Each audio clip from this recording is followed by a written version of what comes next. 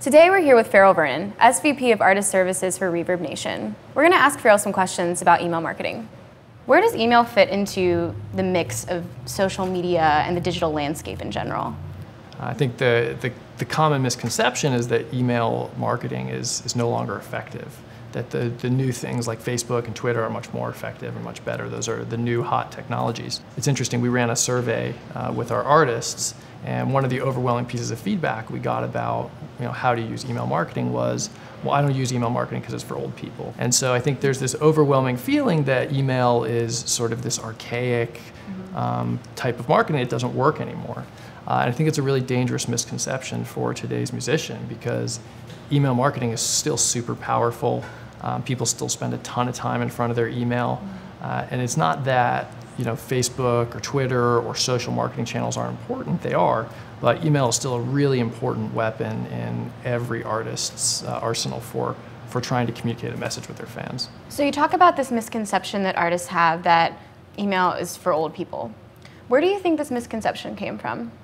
So it's interesting. I really think it's a function of the age of the communication medium. So electronic mail or email was really the first time anybody used digital communication.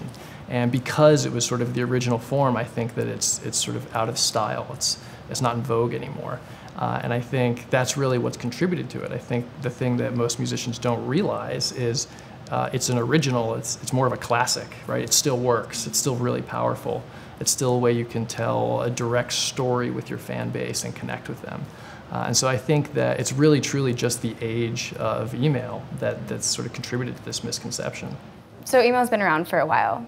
Can you talk about how it's changed over the past couple years? It's interesting because email's changed a lot over the last 5, 6 years. I think the biggest thing is the introduction of mobile devices. Most people are reading and consuming emails on their phones or on their tablets.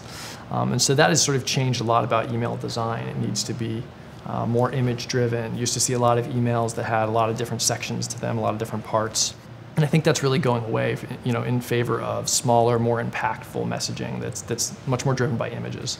And so I think that's certainly one trend, is a trend towards consuming email on a mobile device, sort of with a smaller, punchier, more image-driven message.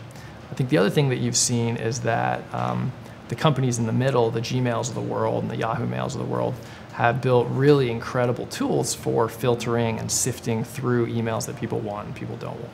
Sort of the spam filter technology has gotten a lot better.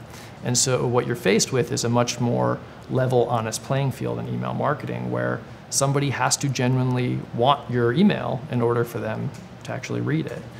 Whereas before, you might be able to do some tricks and some stuff to actually get your email into their inbox. Those days are really behind us. So email's been around a while, but it's here to stay, from what you've told me. I believe so.